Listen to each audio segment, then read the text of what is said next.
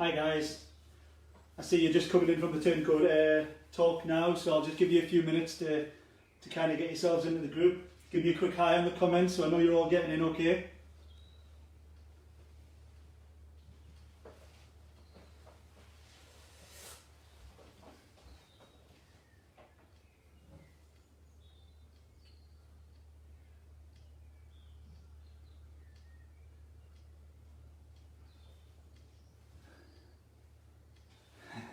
I know you're watching me, I'm just giving it a couple of minutes so people can get in. It's very strange being in front of camera talking to an iPad in your own kitchen, pretending to be a bar, and you don't even know if anyone's at the other side, so, well I do, because you're commenting, so that's good. Right, so, what I want to do is just very quickly, thank you for joining me first and foremost, and well done to Leila and team for putting on this virtual event. It's working fantastically well. I've watched everybody else before me, they've all done great, fantastic products. I know a few of the guys really well, like Dan from Rasco, he's a top guy, I see him a lot on the gin scene, and some kind words from the guys at Turncoat, so thank you so much.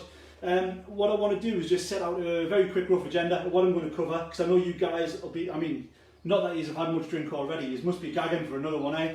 So we're going to get stuck in first and foremost and just kind of tackle the London Dry, which I know you've got a miniature of. We're going to get some gin in a glass, have a little nose of it, make a serve, and then I'm going to tell you a little bit about the brand and my background and route into gin generally. And then I've got the joy really of being last one of the night, so you can have me as long as you want really. I can do a few serves, I've got a few things prepped, you just keep telling me like if you want to see more and we can keep going. So yeah, let's try and have some fun and end on a high, a drunken high.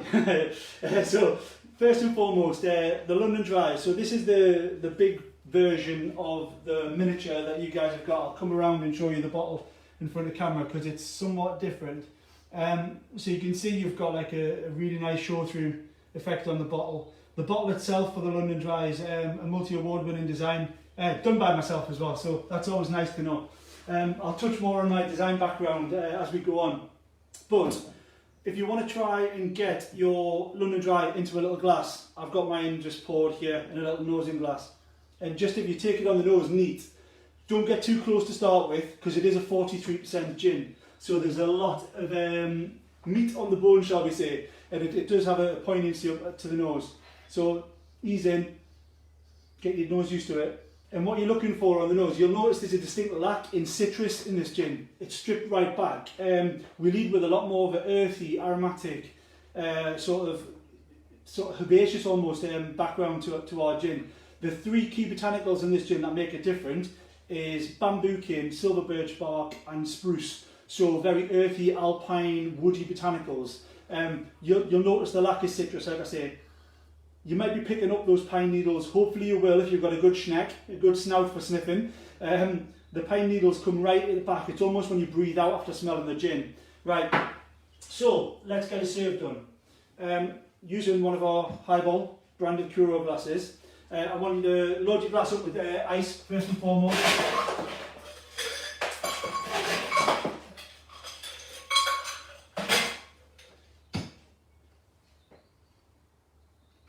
If you want to pop your gin over, and I'm going to be a lot more generous than that, trust me. The nice thing about having a sip of gin neat over ice is the ice just takes the heat off the gin.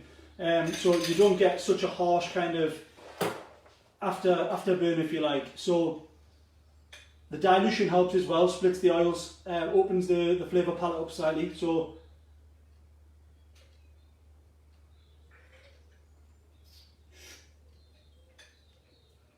as you'll see when you taste on the palate, it does have a kick. There is a lot of warmth there.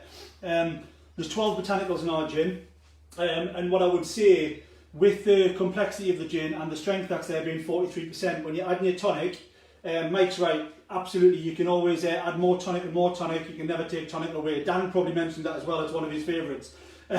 So I love the tins from Schweppes. I don't know which mixer you guys have got, you might have Fever Tree, but I use Schweppes Crisp with ours. It's just a straight up, non-complex tonic. It just opens up. They're really well carbonated tonics. I go with about 2/3 of a tin, So that's about 100 ml of tonic gone in there to a 50 ml measure of gin. Because I'm drinking a highball, I'm just going to give mine a little stir. If you're drinking in goblets, you need to do it less because it kind of swirls around a bit more. Now, for a garnish, I'm just going to load a bit more ice in. For a garnish with our London Dry, you want to be looking at using a nice sprig of mint. Give your mint a little bit of a slap, pretend it's been naughty. You'll notice all those aromas come off the mint a lot more effectively now. You just want to slot it down inside of the glass.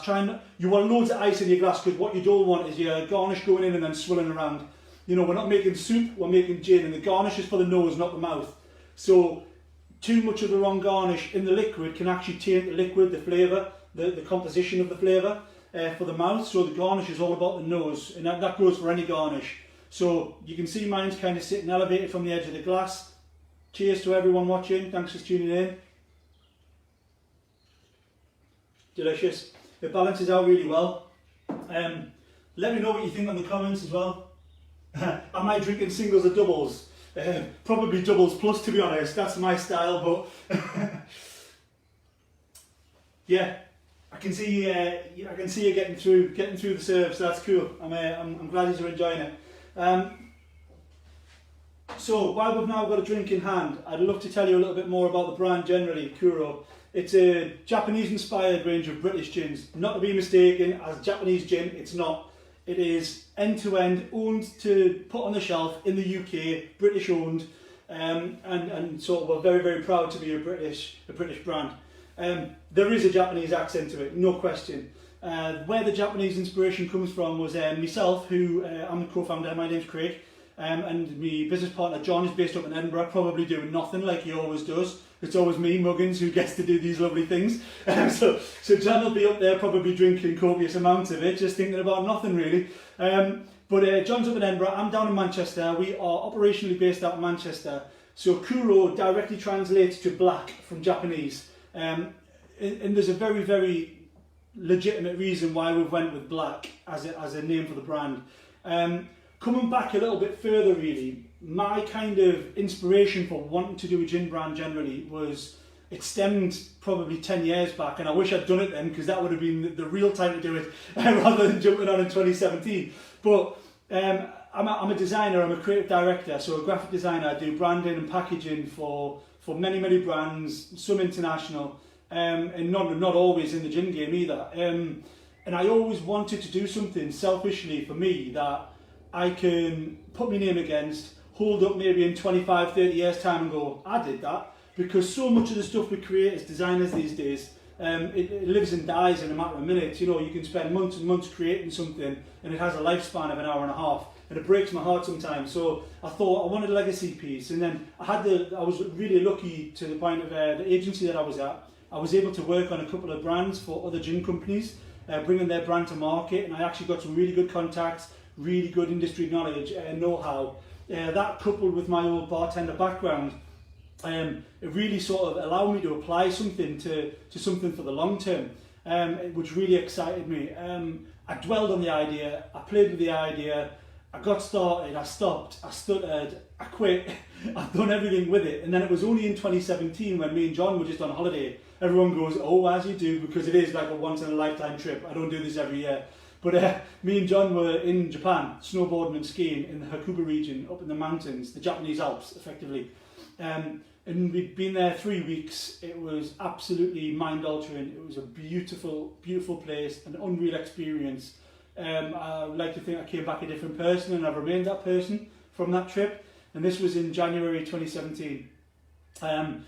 So yeah, it was a real sort of experience. And where Kuro came about and the epiphany moment where we really pinned down what we wanted to do, because me and John had talked about doing a brand together for a long, long time, because he's also a designer by day. We were sat on top of a ski run called Kurobashi in Hakuba, which is a beautiful black powder run. So Kurobashi. So it was that moment we were looking down at the world, half pissed on sake, I'm not going to lie, sorry, excuse the language, looking down at the world in absolute awe. And I was like, John, this is it, we need to bottle this experience, we need to capture all of these senses, all of these smells in front of us, put it in a bottle and take it back to Britain and sell it to Britain. And that's how it started. That was the impetus, that was the original point of conception, but we didn't know whether it was going to be 300 bottles, done, we've got our legacy piece, signing off, thank you very much, or whether we were going to continue. You know, it was just something that happened quite naturally for us. It wasn't our bread and butter, it wasn't about making money necessarily. Of course, we didn't want to financially fail with it, but we had our day jobs, and to some point we still do. So we came back, we got cracking with the naming and the bottle design and everything else, and working with other distillers. We're not distillers, I'm not a distiller, I don't profess to be.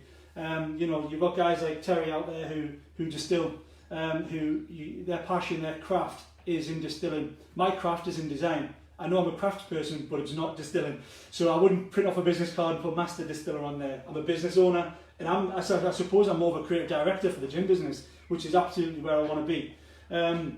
So we launched our product in late 2017. The first product we launched was the Kuro London Dry, which is the one you're drinking now and hopefully enjoying. Cheers! About 12 months later, our 2 flavoured gins arrived. So we have a cherry blossom gin and a Japanese white peach gin. Now the cherry blossom gin and the peach gin both use the London Dry as their base. Then we macerate the flavour into the 2 flavoured gins at 40% as well. So the London Dries are 43, so these aren't liqueurs. These are still full strength gins at 40% with the flavour compound, so I've macerated into them. It makes for a really interesting proposition, because where people drink liqueurs and where the liqueur market is, you know, you get a lot of people saying, oh, I like mine with lemonade and all that. I mean, yeah, you can serve these with lemonade, they actually work, as much as I've never normally promoted, but they do work. The amazing thing about this is these are actually fantastic in cocktails, which is what I wanted to show you next, if you're happy to have me. So the cherry blossom gin, sakura in Japanese is cherry blossom. It's the petals, the pink petals of the cherry blossom tree that we use in dried form, and it gives a really nice sort of intense aroma and flavour to the gin. It's got like a sort of sweet floral note with a bit of a plummy background to it. The peach is a lot more pungent, it's a lot more straightforward as a flavour. It's there, it's just peach, boom, straight from the front, but it's amazing and diverse in cocktail making, and our gin range was absolutely made for cocktails. Everything from the design decisions were made with the bottles, right through to the liquid itself. We wanted to aim high end with our London Dry when we first hit the market, because it wasn't about volume to start with.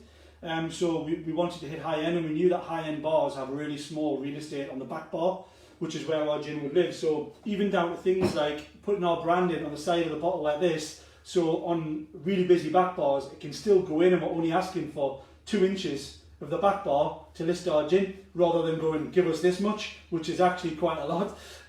So you know, there was a lot of consideration went into the branding and the design of the gin. And me being a designer, it's something I can talk about all day, and it's something close to my heart, and I feel like I'd be neglecting my duty if I didn't tell you a little bit about the bottle design, so I'll come round for this. So the bottle design of the London Dry here, you can see it's a square bottle. That's the side panel I was telling you guys about. With all the botanicals, the list of botanicals is on there, you can see. So that's all 12. So you've got bamboo, silver birch and spruce, or the lead 3 botanicals, which are the differentiators, if you like. The juniper and coriander, standard in most London Dries. Then as our sort of orange, lemon, orris, angelica, we've got licorice root in ours, which adds a nice sweetness right in the finish, and the spice and that warmth. I noticed a couple of years saying, oof, it's got a punch when you taste it neat, and it has. And that warmth, that heat that you feel moving all the way down, is there from the nutmeg and the cinnamon, so it does have a real nice spice to it. Now the bottle design itself, Kuro, meaning black in Japanese. The whole design of the bottle is based on Japanese minimalism, so it's very, very symmetrical, very angular. Nearly threw it at you. Nearly threw it at you. I've had 7 gins, just trying them. No, I'm joking. And then the line on the front here, this signifies the bamboo cane, because we use this as a botanical, and then we also use the bamboo activated charcoal to purify the spirit. And then you can see in the back of the bottle here is the kanji for Kuro. That is the symbol for Kuro in Japanese. And then if I come really closely and you look through the bottle, you can see the pattern on the back is made up of 414s. So you've got like a 4, a 1 and a 4. The second 4 is flipped in on itself. Now that is a pattern that runs right across the back, but it has significance. So we are, as a business, we are called 414 Alcohols Limited. Kuro is the brand name which lives within that, And when we came up with the business name of 414 Alcohols Limited, we knew it wasn't going to be massively consumer facing, so we wanted something that meant something to us, and it didn't matter if anyone else got it. So we called it 414 Alcohols Limited, sort of as a nod to our kids. John's got a wife and kids up in Edinburgh. I've got 2 lovely kids down here in Manchester. So as a little nod to our children, we've effectively called our company name Dad Alcohols Limited, but in code. So letter 4, letter 1, letter 4, the alphabet spells Dad. So we've got that in code on the bottle design, and our business name is effectively Dad Alcohols Limited. I'm hoping there's a load of like ahs in the background there. I can't hear you, but I'm hoping. So I just wanted to please tell me honestly as well on the comments what you think of the gin, what you think of the design. So the design is award-winning to quite a good standard actually. In 2018 we won an IWSC Gold Outstanding, one of only 3 gins in the world to get it that year. So it's a really, really prestigious award for us to win, and something we're really, really proud of. That was the pinnacle so far for me. We have really high-end listings, or had high-end listings, and we still have them, but we're trying now to come down through the market into normal places, and we've had a really good strategy in place for this year until the dreaded C word. So yeah, we're kind of in hibernation at the moment. Couple of next steps that I wanted to tell you about for us as a business and kind of let you in on is these, as much as they're in full production, these are 500ml versions of the Blossom and Peach Gin. As much as they're in full production and they're fully fledged in themselves, they're kind of in beta stage at the moment, whereby they're going to form part of a bigger range. So we have this idea, with Japan, the culture there is very, very sort of stringent on its seasons. It's very seasonal, the way the delicacies are, the way the country operates. It's really extreme seasons as well, hot, humid summers, freezing cold winters. So we wanted to capture that in a seasons range. So the Kuro Expressions range will consist of a spring, summer and autumn and winter. So spring being cherry blossom, that's when it blooms in March, April time. The summer is going to be our peach gin, peach and apricot. And then we're bringing a new gin to market. And this is, nobody knows this actually, you're the first consumers I've ever told. I'll get these lights off my face because I'm like, whoa. But you're the first consumers we've ever told. So the autumn gin is going to be Fuji apple and pear gin, and then we're doing strawberry and yuzu gin for winter. Now I love your opinion actually. This is a really good consensus because you're all gin lovers. Do you think we should, for that 4th flavour, conform to what the expectations of the Western culture are for a flavour for winter? I.e. the other option we've got is mandarin and toasted sesame, which is very, very sort of nutty, roasted nuts, orange. It's got that kind of spicy orange vibe, which everyone associates to Christmas and winter. Or should we stay true to the Japanese seasons and use strawberry and yuzu, which is like a Japanese lime, which is actually when they bloom in Japan? So please bang your comment in, strawberry and yuzu or orange or mandarin and sesame. I'd love to get a general consensus on that. So what I want to do next is I want to focus on a cocktail serve using our peach gin. And what I've done is I've flipped it around. I know guys are doing cocktails on here, and I know Dan done a great cocktail with his where it's the ingredients that are readily available, and then you need to have a few tools like Mexican elbows and shakers and things like that where it can get a little bit complicated. Where this first serve I want to do, you need no tools, it's a build method cocktail. So that build means glass, ice, you build it up, you swig it, it's sorted. But the ingredients are a little bit more obscure. So I'm just going to bang this light on a sec, see if it takes some of that glare off my face. Hey, that's a bit better. So yeah, what it is the ingredients are a little bit more obscure. So there's a homemade element and something that you will most probably, I'll be very surprised if anyone's got this on the shelf now. Just reading some of the comments while I can take a chance. So what we've got, highball, really pretty highball glass. Then we're going to fill the highball to the brim with good ice. And when I say good ice, you know what? You don't need to be buying moulds and purifying water anymore. The bags that you buy from the supermarket these days are pretty decent as far as home cocktails go. So the next stage for this drink, which is called Kuro Toshiro, is the peach gin. So as I mentioned, really pungent sort of peach flavour. So you're looking at a 40ml measure of our peach gin. going in. Then the next step is to add some Briotet Manzana Verde. Sounds like a mouthful, but very simply, in French, the brand's Briotet Manzana Verde green apple. It's a green apple liqueur, which is ultimately what liqueurs were often used for as characteristic flavour enhancers in cocktail making. Now, with this one, you want, if you're making a note of this, and I'm going to put these recipes on the group afterwards, so you can pick them up from there. So don't worry. You're looking at 15 ml of Briotet Manzana Verde. If you can't get your hands on this, don't worry too much. You know, you can use Cointreau as a liqueur. Anything around 18-20%, that brings in some sort of fruity element as a liqueur is good. The next one is the homemade element. So you can see here, I've got this little bottle of not so appetizing coloured liquid, and this is actually white wine syrup. Now, this is homemade and it couldn't be easier. Don't be fazed by making your home ingredients. So white wine syrup, 250 ml of any white wine in a pan. You want 125 grams of sugar in a pan and the juice of 1 whole lemon in a pan. Bring it all to the boil, stir, stir, stir till the granulated sugar's gone and it's in liquid form. Take it off the heat, let it cool, bottle it and bang it in the fridge. That's this stuff. So what you're going to get with this is you're going to get a really nice sort of winey taste, almost like grapey bitterness to it. And then the sweetness. So you get a really nice sort of kick of sugar there. It kind of balances off against the peach and the bitter sort of sweet apple. And then the finish on this is you are topping it up with soda. So you can see, as a method for making, couldn't be easier. It's really refreshing. The carbonation helps lift it. It's a fantastic summer drink. You just want to give it a stir with it being a build.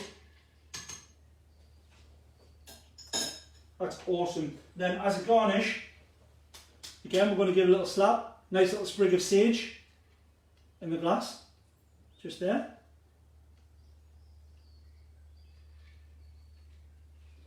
And then, just to enhance that citrus aspect,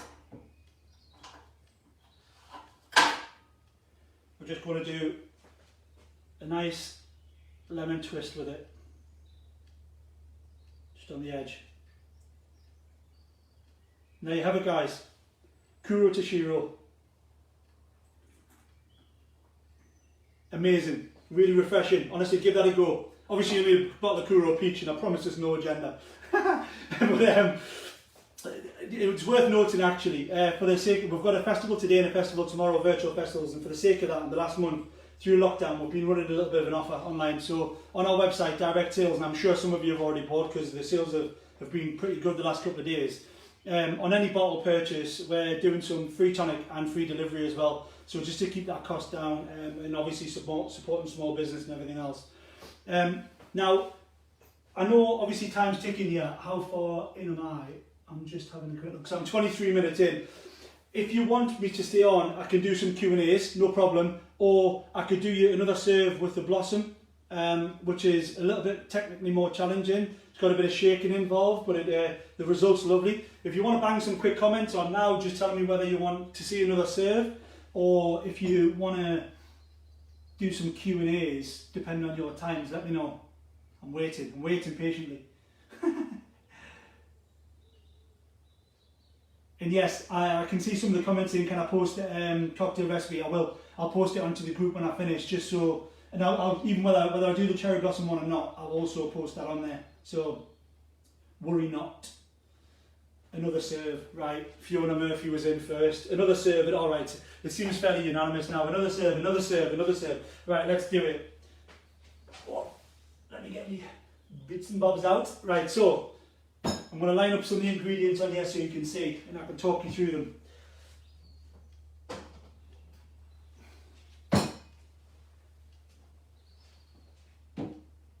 Look at this. Getting super complicated now. One lovely champagne coupe. No, that's what I'm looking for. So, it's going to involve a shaker, this one. It's using the cherry blossom gin as the base spirit for this serve. And then we have simple syrup, which we touched, again, homemade ingredient. We touched on the white wine syrup before. And by the way, on the white wine syrup, don't be precious about your wine. It can pretty much be any bottle of wine that you're glugging in. In fact, what I used, we had a dead bottle of Prosecco in the fridge, as in it was opened a couple of days ago and all the gas was gone. So I used 250 ml of dead Prosecco, so you don't need to be precious. It works great. Simple syrup, on the other hand, is literally equal part sugar, equal part water, boiled up till the sugar dissolves, let it cool and bottle it. So when I say equal part, I'm talking in volume. So if you put a mug of water, a mug of sugar, boil it up till the sugar's gone, take it off the heat, bang it in the fridge. The reason why I say put it in the fridge as well is obviously so it's chilled, it doesn't impact the flavour, impact the temperature of your cocktail too much. Then we have another Briotet liqueur here. This one is creme de mure, which is a blackberry liqueur. And we have in this little glass here, 10 ml of egg white. Now don't be put off by the fact that this has got egg white in. Some of the French classics have egg white in and they're delicious. This one here is fresh lemon juice. So what you want is to start. Again, don't worry about making notes for this. I'll put the full recipe down in the group afterwards. So you're looking at 40 ml into a shaker without ice to start with of the Blossom Gin. Then 10 ml of simple syrup.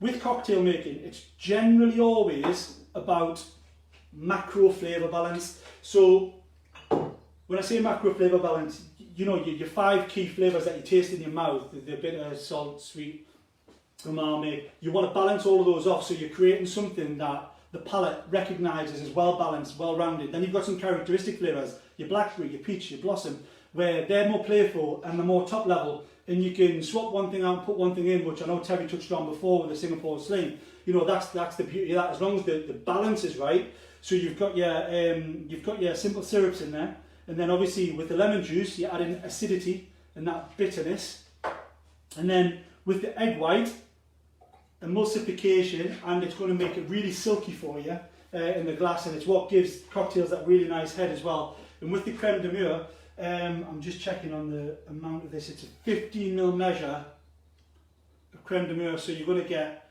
a nice colour of that, as well as a little bit of sweetness and obviously that nice berry taste.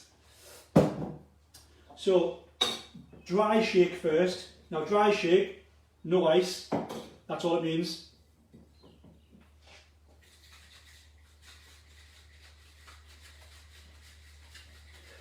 You just want to emulsify all those ingredients, so you're coating the egg over everything that's in there, making it nice and glossy and silky. You're agitating, waking it all up. A bit like, I suppose, when you're making a meringue at home, you need to sort of beat that egg around before it starts to peak, and that's kind of what you want. Then you want to fill this with ice.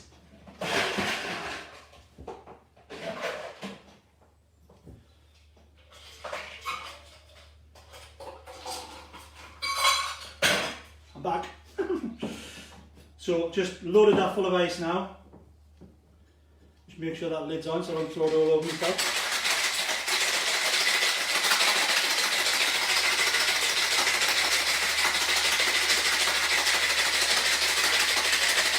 Now this gets really, really cold, so you'll notice that the frost starts to come onto the tin, and that's what you want. It almost gets so cold you can't hold it.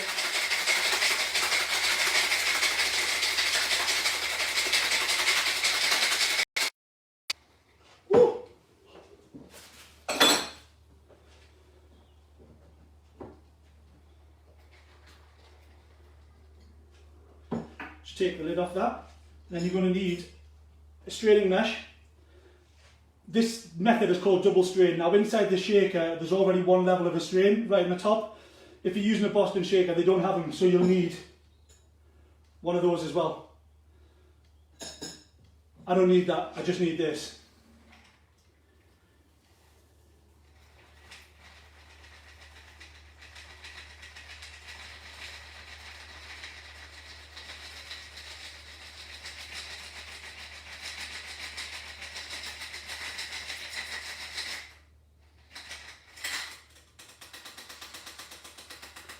You can see it's now starting to settle, takes on that lovely colour.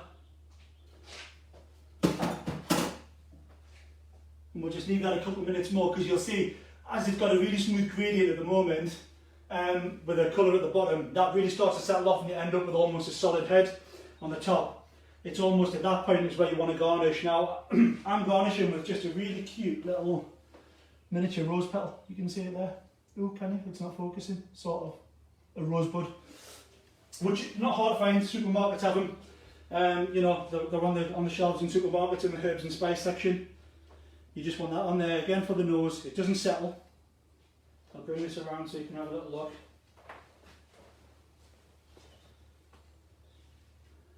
And there she is. It's called Don't Petal for Less, with the blossom and the rosebud, you know, play on words, doing me thing. Cheers. And that is also delicious in a totally different way though. The first one, the Manzana Verde, the Kuro Toshiro, is a lot more clean and crisp on the palate. That one's a lot more sort of rich and velvety and indulgent almost. It's got like a real jammy vibe to it. Then obviously you've got your straight up gin and tonic, which we started with, which is staple, straightforward, no gimmicks. I'm bloody out of breath shaking like that. You can tell lockdown's taking its toll on me. Right, so what I'm going to do now is I'm going to jump around the camera and I'm going to just kind of do some Q&As. If anyone wants to ask me anything on here, let me scroll back, see if I've missed anything.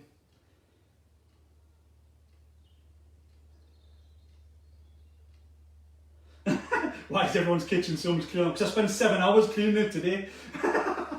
Don't be fooled, I've got 2 young kids. Well said, Claudia de Silva. Egg whites do make drinks nice and frothy. They're really good. I tell you what, you realise what balancing cocktails is all about, because when you make a cocktail and you actually get something wrong, like say you just, from complacency or whatever it is, you just miss an ingredient, like you miss the lemon juice out of what I've just made. It's noticeably disgusting. You know, it literally tastes like, what? That's not right, you know. So it's important to get all the ingredients in there. And make sure you get them in the right order. Just trying to see if anyone's asked any questions. So yeah, please give us a follow on social media, Kuro Gin UK, at Kuro Gin UK. It's the same for Twitter, Instagram, Facebook, everything. If you've got any questions or something comes through in the middle of the night because you can't sleep, ask me on there. Everything comes through to me. We're a tiny business. We're not quite the size of some of the other businesses that have been on here. So ask us a question, it comes straight through to me. I'll answer it directly. Very professional setup in my kitchen, thanks. And yeah, as I mentioned, as part of the whole virtual festival thing, we're doing free delivery, free tonics with every bottle order. That goes if you order 2, we'll send 2 lots of tonic to you. And that's all direct from Kuro Gin Co UK. So please get on there and give us a little follow, give us a little spout. I really appreciate all your time. Hope you've enjoyed VE Day and had a fantastic bank holiday weekend. And if there's nothing else, question at last. Whereabouts in Manchester are you? We're actually based just outside of Manchester near the airport. We're in Cheshire. Operationally, we're in Cheshire. Thank you for the comments as well. I can see a lot of people saying fab presentation. I really appreciate that. Can't wait to try the cherry blossom. Brilliant. That means you bought one, or you're going to. Thank you. And that's from Davina. Let me just see. Thanks for the chat. Well done, Craig. Googling website already. Oh, don't test me on SEO. Just go to kurogin.co.uk. No, that's great. Glassware. Can you make some? We have. Wait, I'll show you. Kuro highballs. So they're just branded with our Kuro branding on the front there. I much prefer a highball, and I can tell you why, if you want why I hate the copas, these big goblet things, because nobody knows how to make a gin and tonic in them. You go into a bar, you get 4 cubes of ice, a double gin, 700 litres of tonic. You taste nothing other than sweet tonic. After 10 minutes of holding your drink, if it can last that long, it's like a watery, wet soup. So copa glasses are great if people make them properly. I prefer highballs because they retain that cold. I mean, that was the first drink I made, and look how much ice is still in that. It's still literally top to bottom with ice, and that's why highballs are awesome. Go highball. Awesome. Thanks for your support, guys. I'm going to clock off now. Yeah, awesome. Thank you. Peace out. Got to do the awkward, like, where's the off button? Where's the off button? Where is the off button? Does anyone know?